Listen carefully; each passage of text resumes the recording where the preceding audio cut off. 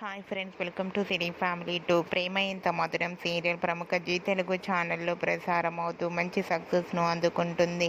ఈ సీరియల్కి చాలామంది అభిమానులు ఉన్నారు.